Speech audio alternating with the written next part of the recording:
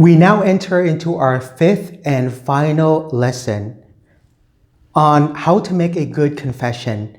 And in this final lesson, we're going to go through the examination of conscience, which is so important for making a good confession. You see, there are different methods and styles of going through the examination of conscience, but two of the most very popular ones are going through the 10 Commandments, what you find in the Old Testament, and going through the Beatitudes, what you find Jesus teaching his disciples on the Sermon on the Mount.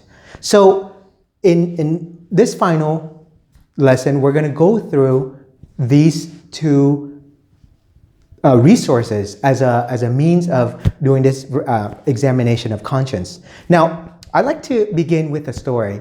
A couple of years ago, I went to a penance service at a local parish close by. And, in this penance service in particular is very interesting because whoever organized it didn't expect so many people to come and forgot to reserve, parking spaces for priests who are coming to help. So what you have next is everybody was coming. The parking lot was just completely jammed. Just imagine that, right? And some of the priests who were coming late, they could not even get in. So you know what they did? I find this to be very interesting. Now, I don't recommend trying this, but what they end up doing, some of these priests, is they end up pulling to the parking lot. They couldn't find a spot. They didn't know what to do. So you know what they did? They heard confessions in the parking lot. And what you see is a very interesting scene. You see drive-through confessions, right? You would have priests hanging out in their alb and stole, and then they're listening to penitents as they're driving, and then they just drive off, right? Eventually, there was enough clearance so that they can find the parking spots to go inside the church. So this sacrament is very beautiful. It is really useful, for healing, for our own personal healing. So let's go through the examination of conscience now. Okay, so when we go to confession, remember, I've emphasized it before, confess your own sins. That is very important. And when you confess your own sins too, be genuine and be honest. It's very important. The sacrament of confession, it's a seal, right? It's a complete seal where nothing ever can be revealed. Not even authorities like going in and saying, we want information. Well, you're protected by the sacramental seal of confession, right? The priest cannot reveal anything to even authorities. That's the first thing. The second thing too is, if you don't feel comfortable going face to face with a priest, for example, for various different reasons, it can be different things. You always have, remember, a screen which you can use as well. That's another option. And what I find to be very beautiful with mostly every single confessional is you'll always find a crucifix in there. And sometimes the penitent is actually facing the crucifix or facing the icon or the image of the crucifix to remind us once again that we're not confessing to a priest, but we're making our confession to God. Now, when you go and confess your sins, besides being genuine and honest, as well, you have to, when we talk about honesty, no need to justify your sins. Oh, I did this because this person did that to me, or this happened and that happened. Confess your sins in kind and in number, right? So what kind of sins do you have, and then how many times, etc., right? As best as you can remember it. And bring especially out the habitual sins that you have, the challenges, the struggles that you face, and confess them openly. The priest is there willing to listen, as Christ is present, in the person of Jesus Christ, and the priest is there to forgive your sins. So with that being said, let's now go through this examination of conscience. We begin with the 10 Commandments. Now, before talking a little bit more about the 10 Commandments and what they are, I want to give a very brief synopsis. For those who are familiar, the people of Israel, right? They were enslaved in Egypt. And so they prayed to God, and God freed them from slavery. And God led them out into the desert. And before they can enter into the promised land, God made a covenant with them. And the covenant is through the 10 commandments, the laws, right? The 10 commandments. Now, here's something very interesting. Sin is a form of slavery. Think about that for a moment. When we are enslaved to sin, or when we are tempted to sin, we always sin, we are led into slavery, right? Think about all the addictions, all the struggles, all the problems. And Christ frees us in this very sacrament, and so we want to be free, right? We don't want to be slaves to sin. And so God gives us freedom through this very sacrament itself. That's very beautiful. Think about that for a moment. Now, when we talk about this 10 Commandments, this covenant between God and his people, God wanted his people to live in right relations with him and with each other, right?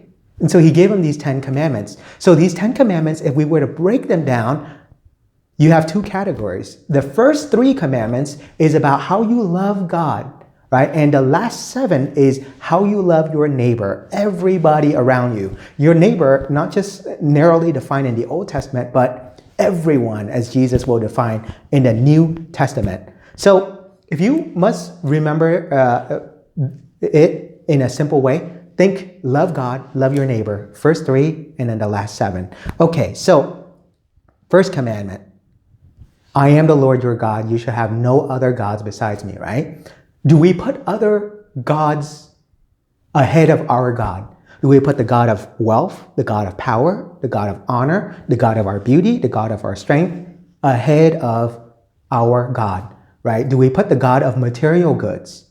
Now, this is something very interesting, and I'm leaving resources down below as well, so please see that too, because in the examination of those 10 commandments, I have questions, that go through each one. Because sometimes you say, oh, well, you know what? I only believe in, the one true God, but yet all the other things are like gods to us, right? So who is your God? Who is the God of your life, right? That's the first commandment. And it's actually very interesting too, because people used to have idols, right? And their idols become God. And our idols can become our God too if we're not careful. The second one, you shall not take the name of the Lord your God in vain, right? This one sometimes can be misunderstood. But, when we speak of taking God's name in vain, take a look at some of the resources I have down below as well too. And how many times do we blame God for things that, we've done, right? Or how many times do we, cry out God's name, etc., in circumstances when we should not be doing, etc., right? So take a look at the second one as well. That's very important. And then the third one, keep holy the Lord's day, right? Keep holy the Lord's day. Now, how many of us, for example, would rather watch football all day on Sunday, right? Instead of giving God even just that 1 hour, to go to church, to be part of the community, to receive the Eucharist, etc. So think about these 3. How do we love God more from our heart, and how have we failed to love God in our lives? Now let's take a look at the next 7, right? These next 7, they're very interesting, and you can go over them as well, because I think it's very important. Honor your father and mother. You shall not kill, right? Killing here, there's more than just actual killing, right? It can be, abortion, right? It can be euthanasia. It can be, a couple of other challenging, ethical issues as well. So take a look on the resource. I have them there for you so you can examine them. Now, the 6th commandment, this one is very interesting. Let me tell you a story. So from time to time, I would get someone coming into the confessional and say, bless me, Father, for I've sinned. It's been, however long since my last confession, and I sin against the 6th commandment. And that is all. For any other sins I've forgotten, please forgive him as well. So usually I always ask them, so what do you mean by the 6th commandment, right? Because sometimes what one person means as a 6th commandment, saying like kissing, for example, another may mean adultery, and another may mean, well, just holding hands, or, in a dating relationship, and, having the emotion of like dreaming, to have sexual relations with this person when there is no act, right? So it can mean so many different things. So I usually ask, well, what do you mean by that, right? Now, keep in mind, this commandment in particular, especially in our day and age, our society, it happens very often, very prevalently. Think about, all the circumstances that can happen. And even when you turn on the TV and you start watching, even a lot of suggestive material, if we're not careful, those temptations easily lead into sin. So be careful about the sixth one, right? The 7th and the 8th, we're familiar with. Do not steal, do not lie. Now, I get asked all the time, well, what constitutes stealing, right? If I go to my workplace and they offer all these pens, available, and I just happen to take like 50 of them, is that stealing, right? Or on the other side, when we talk about lying, well, you know what? If I lie to this person and make them feel good, is that, sinful? Well, here's the problem. If we're not careful and we don't catch ourselves in that, one small lie, one small taking can lead to so many other things, right? It becomes habitual and it eventually leads us into sin. And these small little sins, even though they're venial sins, remember, if we're not careful, it leads us into something much bigger. Now, the last two, you shall not cover your neighbor's wife and your neighbor's good, right? We're familiar with as well. Similar along the lines of the other ones as well. What it comes down to as you reflect on the 10 Commandments is how have you failed to love God? How have you failed to love your neighbor? And what can you do to grow into more loving your neighbor and loving God, right? So keep that in mind. That's very important. And especially for those who are more, rigid, if you will, or more just want, a streamlined approach. How do I make confession? And how do I know which one to confess, etc.? I recommend try the 10 Commandments. Now, the second approach is the Beatitudes, right? The Beatitudes means blessedness. And if we look at the Greek word for blessedness, which was used, it's makarios, which means joyful or happiness, right, etc. So what is blessedness? Now, depends on where you ask, right? Because God's form of blessedness and the world's form of blessedness can be two very different things. And I find that to be, very interesting, right? So if you ask the world, well, what is blessedness? The world will tell you wealth, power, honor, prestige, etc. If you ask the Lord Jesus, what is blessedness, right? He teaches us, starting with the first one.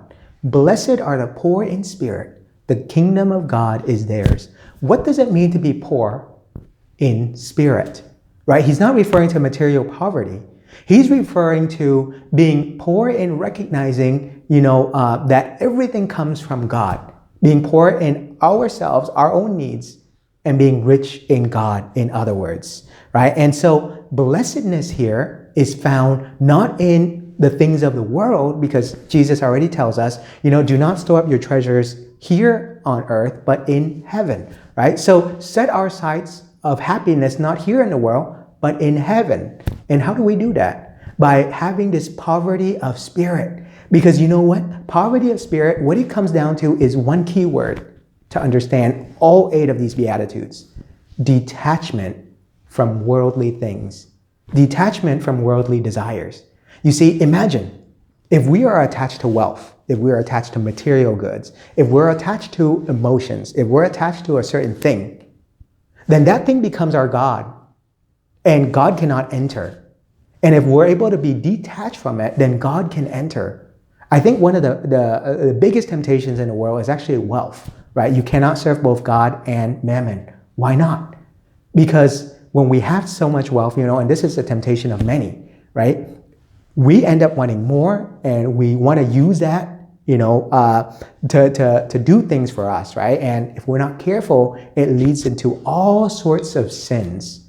I mean, you can think of many of your family and friends who have had issues with this, for example, right? But for a person who is, when we speak of the world standard, take a look at a rich person and a poor person, right? By the world standard. If we transfer that over to God's standard, it makes no difference, no distinction. The question is, the rich person, is he he detached from his wealth, or is he attached to it? Generally speaking, if you have more wealth, you're attached to it, right? But you'll find a lot of rich people who are detached from all these things. They recognize wealth is for a higher purpose and a higher means. And so they use their wealth to help people, to help do things, or, help lift other people up, etc. They are detached. So I think with the Beatitudes, if you use that to examine your conscience, remember, it's about detachment, right? It's about detachment from all these worldly vices, these worldly habits, these worldly desires, and our attachment to God. So I invite you to begin there. So if you do use the Beatitude as a way to examine your conscience, here's the takeaway question. What things in your life are you still attached to that you cannot let go of? How can your faith in Jesus Christ help you to let go? And here's a hint. Focus on the cross. Focus on Jesus Christ. Because on the cross, God emptied himself, fully emptied himself. And that's spiritual poverty. Are we willing to empty ourselves so that the Lord can enter and fill us? You see, that's the key distinction. Take a look at that cross right there. St. Paul tells us, the Lord God, Jesus, emptied himself, right? Fully. Are we willing to empty ourselves so that the Lord may enter? And I think if you use the Beatitudes, that's it. The gateway to the blessed life. And so to recap, either the 10 Commandments or the Beatitudes, both you can use as a form of examination of conscience. Okay? And what are you waiting for? Go to the sacrament of reconciliation. Go to receive God's love, God's mercy, and God's healing.